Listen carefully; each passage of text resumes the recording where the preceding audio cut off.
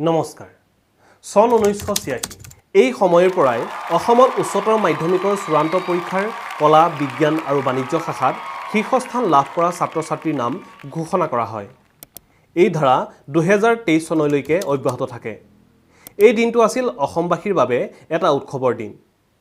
কিন্তু এবাৰ শীৰ্ষস্থানৰ অবিহনে ঘোষণা হ'ল উচ্চতৰ মাধ্যমিকৰ চূড়ান্ত পৰীক্ষাৰ ফলাফল কিন্তু কিয় ইয়াৰ ইতিবাচক আৰু নেতিবাচক প্ৰভাৱ শিক্ষাৰ্থীৰ ওপৰত কিদৰে পৰিব পাৰে তাক আমি এই ভিডিঅ'টোৰ শেষৰ ফালে গম পাম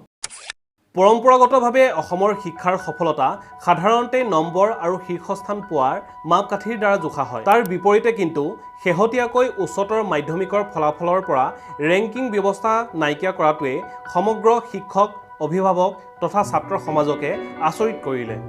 ৩৭ বছৰ ধৰি অসমৰ ছাত্ৰ-ছাত্ৰীসকলে এনে এটা পৰিৱেশত বাস কৰি আছে য'ত শিক্ষাৰ সফলতাৰ চূড়ান্ত মাপকাঠি বুলি নম্বৰ আৰু স্থান পোৱাটোকে বুজোৱা হয় কিন্তু কি হ'ব যদি সেই ৰেংকিং ব্যৱস্থা হঠাতে নোহোৱা হয় এইবাৰ নতুন শিক্ষানীতি অনুসৰি শীৰ্ষস্থানৰ অবিহনে ঘোষণা হ'ল উচ্চতৰ মাধ্যমিকৰ চূড়ান্ত পৰীক্ষাৰ ফলাফল ৰেংকিং ব্যৱস্থাৰ উঠাই লোৱাৰ প্ৰসংগত শিক্ষামন্ত্ৰী ৰণোজ পেগুৱে কয় যে এই ব্যৱস্থাৰ কোনো গুৰুত্ব নাই ই এজনক উৎসাহিত কৰাৰ বিপৰীতে হাজাৰজনক হতাশা কৰে তো ষ্টেণ্ড কৰাৰ চাৰ্টিফিকেটখন লৈ কোনো ক'তো চাকৰি নাপায় ষ্টেণ্ড কৰাৰ চাৰ্টিফিকেটখন লৈ পেলাই কোনো ক'তো নাম ভৰ্তি নাপায় অসমত ষ্টেণ্ড কৰিছে এইটো বুলি লৈতো IIT মাদ্ৰাছে এডমিশ্যন নিদিয়ে বা IIT মুম্বাইতো এডমিশ্যন নিদিয়ে গতিকে ইয়াৰ কোনো গুৰুত্ব নাই সেইটো কোনো অনুষ্ঠানে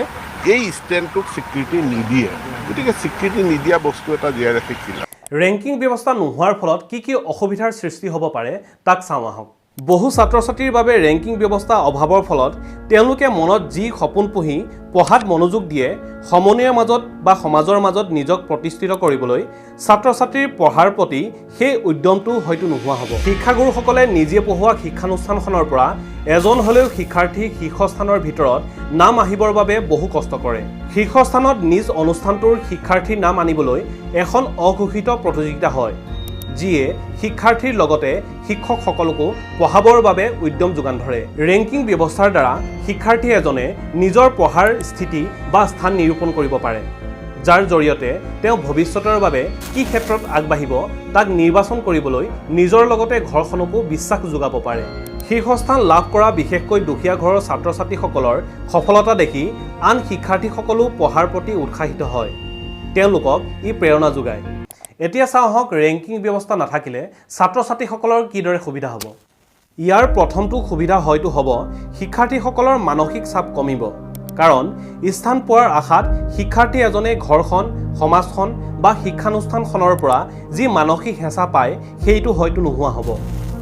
দ্বিতীয়তে শিক্ষাৰ্থীসকলে নিজ পাঠ্যক্ৰমৰ লগতে নিজৰ ৰাপ থকা অন্য বিষয়বোৰতো মনোযোগ দিব পাৰিব ছাত্ৰ-ছাত্ৰীসকলে কেৱল নম্বৰৰ ওপৰত নহয় বিষয়টো বুজি পোৱাৰ ওপৰতো গুৰুত্ব দিব পাৰিব ৰেংকিং ব্যৱস্থাত শিক্ষানুষ্ঠানখনৰ কেৱল সেইসকল শিক্ষাৰ্থীকে মনোযোগ দিয়া হয় যাৰ স্থান পোৱাৰ যোগ্যতা আছে ৰেংকিং ব্যৱস্থা নোহোৱাৰ ফলত এতিয়া প্ৰতিগৰাকী শিক্ষাৰ্থীয়ে সমানে গুৰুত্ব লাভ কৰিব স্থানপ্ৰাপ্ত শিক্ষানুষ্ঠানখনৰ শিক্ষা আৰু বেছি ব্যৱসায়িক ভিত্তিক হৈ পৰে যাৰ ফলত দুখীয়া শিক্ষাৰ্থীৰ বাবে তেনে শিক্ষানুষ্ঠানখনত নামভৰ্তি কৰাটো সপোন হৈয়ে থাকে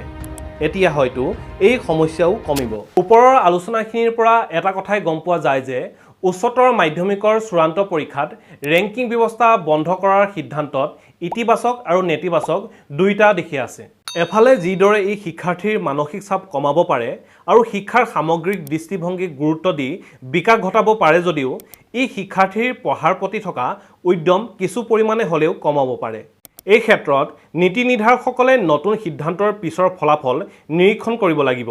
আৰু উদ্ভৱ হ'ব পৰা যিকোনো সমস্যা সমাধান কৰিবলৈ প্ৰয়োজনীয় ব্যৱস্থা গ্ৰহণ কৰিব লাগিব শিক্ষাৰ গুণগত মান বজাই ৰাখি ছাত্ৰ-ছাত্ৰীৰ সৰ্বাংগীন বিকাশৰ বাবে শৈক্ষিক পৰিৱেশ গঢ়ি তুলিব লাগিব লগ পাম আকৌ আন এটা ভিডিঅ'ত বহুত ধন্যবাদ